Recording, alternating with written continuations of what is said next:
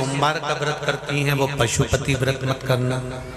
जो श्रावण के सोमवार का व्रत नहीं करती हैं वो पशुपति व्रत कर सकती हैं, उनको पशुपति व्रत करने का मना नहीं। पर यदि श्रावण का व्रत आप पहले से करते आ रहे हो, श्रावण महीने का व्रत करते आ रहे हो, या श्रावण के महीने में तुम सोमवार करते आ रहे हो, तो फिर पशुपति व्रत ना करते हुए इसको 1 महीना, भले 2 हुए हो, 3 हुए हो, 4 हुए हो, रोक दो। फिर अगला जब श्रावण पूर्ण हो जाए फिर जो सोमवार आए फिर चालू कर दो। पर अगर श्रावण का व्रत करते हो तो, और अगर श्रावण का व्रत नहीं करते हो तो पशुपति व्रत चालू रहेगा, मना नहीं। श्रावण के महीने में जल चढ़ाने के पात्र 2 कर लो। कितने पात्र कर लो? जम के बोलो जरा। 2 पात्र कर लो, भले 2 हाथ में लेकर मत जाओ, एक के ऊपर एक कलश लेकर जाओ। उसका कारण क्या है? शंकर भगवान ने मां पार्वती के सम्मुख में गंगा का आवाहन करा था। तो गंगा जी ने आकर पूछा था, स्वामी जब पार्वती आपके नजदीक में विराजमान है तो मुझे बुलाने का कारण क्या था? भगवान शंकर कहते हैं, श्रावण का महीना प्रारंभ हो रहा है, जब मेरे ऊपर सृष्टि का भार आएगा तो मुझे गंगा और पार्वती दोनों की जरूरत पड़ेगी। जब घर में विवाह आता है, शादी आती है, कोई फंक्शन आता है, कोई मेहमान आते हैं, तो थोड़ी ड्यूटी बढ़ जाती है।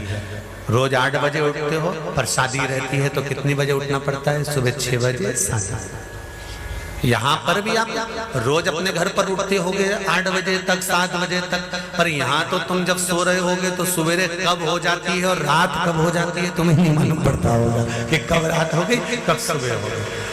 लोग ढोलक पीते पीते पीते पीते 11, 12, 1 और तुम्हारी लग गई झपकी और बज गई 3:30, सब लग गए लाइन में नहाने और तुम भी भागी जल्दी से नहाने।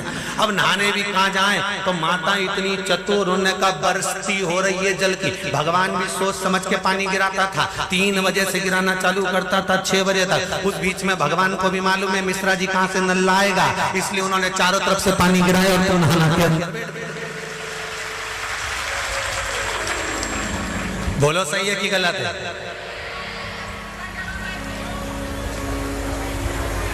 सब बाहर निकली धीरे से,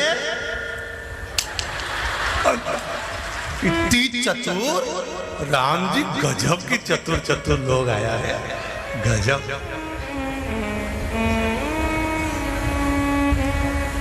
पर एक बात कहूंगा, दिल लेकर आए हो, मेरा महादेव भी तुमको दिल से लुटाएगा, ये पक्का है। दिल लेकर आए हो। कल हम जब आप लोगों से मिलने, हमारा नियम है जो हम जहाँ भी कथा भी करते हैं, चाहे रायसेन करी हो, चाहे सागर करी हो, चाहे जहाँ कथा करते हैं वहाँ रात में जो लोग रुकते हैं उनसे प्रयास रहता है कि थोड़ा मिले। एक नियम बना रखा, भले वो लाख लोग हों, 25,000 हो, 50, और जितने टेंट लगते हैं सब में मिलने का मन करता है। आपसे कल भी मिलने आए थे और कई लोगों की आंख में आंसू भी थे, कई लोगों के हृदय भी नम थे कि हम अब कल चले जाएंगे। पर दुख मत करना,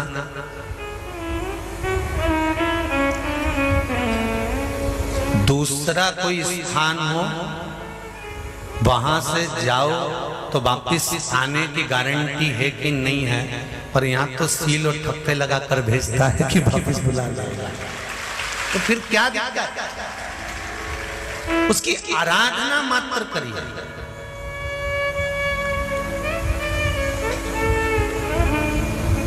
खूब धनपति भी बैठे हैं, खूब, आप लोगों में कोई कमी नहीं है। किसी की यहाँ जमीन है तो किसी की गाड़ी है, तो किसी का बंगला है, किसी की सत्ता है, किसी का आनंद है, बहुत बैठे हैं। पर आप लोगों ने 7 दिन जो कथा, एक ये पटिया लगा हुआ है, तख्ता लगा हुआ है, और उस पर आराम से सोकर 7 दिन कथा का रस स्वादन जो करा है वो जिंदगी भर नहीं भूल पाओगे। बाबा इतना देगा कि आप लोग उसकी कृपा ही बरसता है। जिस नदी का जल कम होता है, जिस सरोवर का जल कम होता है, वहां की मिट्टी को लाकर जब पार्थिव लिंग का निर्माण कर कर पूजन किया जाता है, तो उस नदी का जल स्तर जितना बड़ा होता है, उस नदी में जितना पानी पहले भरा होता है, उतना भंडार भोलेनाथ उसके घर में भरना चालू कर देते हैं। ये हमारा शास्त्र प्रमाण है। शिव को बनाने के लिए उसमें से मिट्टी ढूंढो, और तुम क्या ढूंढ रहे हो? चुंबक डाल के पैसा, चुंबक डाल के सिक्का, और लगे कितने हाथ में? 100, 200, 500, 1000, 2000, 1 लाख, 1.5 लाख रुपए हाथ में लगे होंगे। इससे ज्यादा क्या लगेंगे? 2 लाख लगे होंगे, इससे ज्यादा क्या लगेंगे? पर यदि उसमें से जब नदी का स्तर नीचे जा रहा था, कुएं का पानी कम हो रहा था, तालाब का पानी कम हो रहा था, जलाशय का पानी कम हो रहा था, उस समय पर वहां की मिट्टी को लाकर पार्थिव का निर्माण करते, शिवलिंग बनाकर उसकी पूजन कर कर विसर्जन कर देते, तो नदी पूर्व में जितनी भरी हुई थी उतना भंडार मेरा भोलेनाथ तेरे घर का भर देते। ये हमारा शास्त्र का है। एक बार हमने ये कथा पहले कही है, तो किसी ने पूछा क्यों गुरुजी, उस मिट्टी में ऐसा क्या हो जाता है कि भगवान शंकर जितना उस नदी में पानी भराता है उतना भगवान उसका घर का भंडार भर देता है, उस नदी में ऐसा क्या हो जाता है, उसकी मिट्टी में ऐसा क्या हो जाता है? तो शिव महापुराण की कथा में आता है, कृष्णेश्वर महादेव की कथा। 12 ज्योतिर्लिंग में से 12वां ज्योतिर्लिंग सुधर्म नाम के ब्राह्मण की 2 धर्म पत्नी थी, घूष्मा और सुदेहा।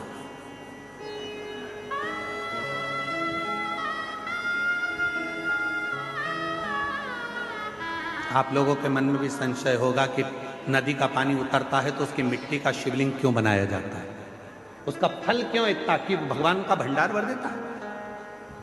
नदी, तालाब, बावड़ी, कुआं का पानी कम होता है तो उसकी मिट्टी को निकालकर उसका शिवलिंग बनाकर पूजन करने का फल क्या होता है? तो सुनो कृष्णेश्वर महादेव की कथा। सुधर्म नाम के ब्राह्मण की 2 धर्म पत्नियां थी, सुदेहा, घूष्मा, 2। सुदेहा के घर में संतान नहीं है और घूष्मा के घर में एक बेटे ने जन्म लिया।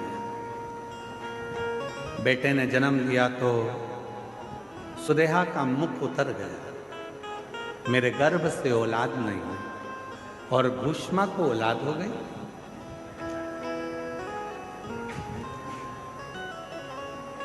सुधर्म ने अपनी पत्नी घूष्मा से कहा कि तेरे गर्भ से यदि एक बच्चा हो सकता है तो तेरे गर्भ से और भी बच्चे जन्म ले सकते हैं। तेरा जो बेटा है, इस बेटे को तू सुदेहा को दे।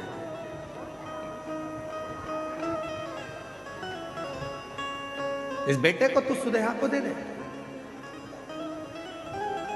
सुदेहा को? हाँ, ठीक है। उत्सव रखा बड़ा भारी, और घूष्मा ने अपने बेटे को सुदेहा की गोद में दे दिया।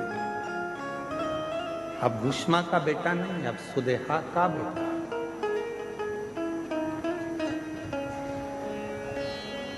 सुदेहा का बेटा। धीरे धीरे बच्चे को पाल पोस कर सुदेहा ने बड़ा किया। वो बच्चा जब बड़ा हो गया, उसका विवाह हो गया, बहू घर में आ गई। बहू आई तो बहू को मालूम पड़ा कि मेरी असली सास तो घूष्मा है। सुदेहा की गोद में मेरे पति को दिया गया, पर सास तो घूष्मा। अब वो सुदेहा को कम मानती है और घूष्मा को ज्यादा मानती है। घूष्मा के लिए चाय लेकर जाए, भोजन लेकर जाए, नाश्ता लेकर जाए, पाँव पड़े, सुदेहा को पूछे नहीं। सुदेहा को गुस्सा आ गया, बहू मेरी और पूछ रही घूष्मा। बेटा ही नहीं रहेगा तो बहू किस काम की? रात को सोया था बेटा, बहू गई थी मायके और बेटा सोया था। तभी सुदेहा ने अपने बेटे के तलवार से काट काट के टुकड़े कर दिए, कपड़े में बांध लिए, सिर पे पोटली रखी, तालाब में फेंक, तालाब में फेंक, एक बावड़ी में, एक तालाब में। उस टुकड़े करे हुए शरीर को जब फेंका, सुदेहा आ गई। समय निकला, तालाब का जल नीचे जा रहा था और भूष्मा उसी सरोवर की मिट्टी को लाकर उसका शिवलिंग बनाकर पूजन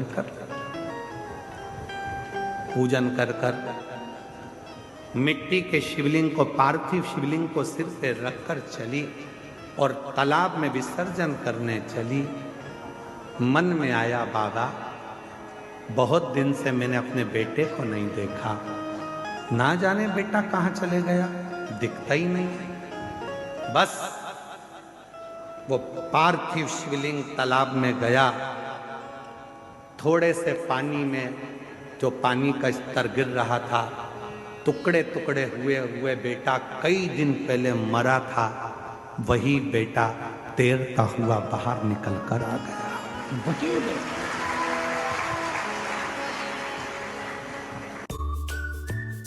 हेल्दी स्नैक्स बनाना है। दोनों पति पत्नी ने मेरी बहुत सेवा की। भूष्मा ने आवाज लगाकर कहा, बाबा मैं जानती हूं कोई दूसरा बाबा नहीं आ सकता, बाबा तो मेरा महादेव ही होगा। बाबा आओ दर्शन तो दो। तब मेरे भोलेनाथ निकल कर बाहर आए और कहा, भूष्मा जिस सरोवर में ना जाने कितने पार्थिव शिवलिंगों का निर्माण होकर विसर्जन हुआ, वो मिट्टी इस सरोवर में जमती चली गई और उसी मिट्टी के भाग से तूने मेरे शिवलिंग का निर्माण करा। तो जितने जितने पार्थिव लोगों ने पूर्व में बनाए थे, उन सब का कण कण मिलकर तूने मेरी आराधना करी, तो तेरा मरा हुआ बेटा भी जिंदा तुझे प्राप्त हो, जिंदा प्राप्त हो गया। बाबा मेरा मन है कि आप इस भूमि पर निवास करो। शिव जी ने कहा, तथास्तु, मैं तेरे नाम से, कृष्णेश्वर महादेव के नाम से 12वें ज्योतिर्लिंग के रूप में इस पृथ्वी पर विराजमान है। 12वां ज्योतिर्लिंग का जो पूजन होता है, कृष्णेश्वर महादेव का जो पूजन होता है, कृष्णेश्वर महादेव की जो आराधना होती है, वो दुनिया के लोग जिस दिन समझ गए यहाँ जल का स्तर नदी का गिरा, गंगा जी थोड़ी खाली हुई, तुम चुंबक लेकर पहुंच गए, पैसा ढूंढने पहुंच गए, सोना ढूंढने पहुंच गए, चांदी ढूंढने पहुंच गए, नदी तालाब बावड़ी का स्तर गिरा, तुमने उसका पानी में सोना चांदी ढूंढा नहीं। जैसे ही नदी तालाब बावड़ी का पानी नीचे आए, उसकी मिट्टी को लाकर एक बार पार्थिव शिवलिंग का पूजन करो और आराधना करो। जैसे तेरी नदी का जल बढ़ता है, खूब बढ़ता है, ऐसे मेरे घर में भंडार भरना, सौभाग्य बढ़ना, संतान बढ़ना, वैभव बढ़ाना, तू कृपा करना। जैसे कृष्णेश्वर पर, भूष्मा पर तूने करुणा करी, वैसे मुझ पर कृपा करना। वो करेगा।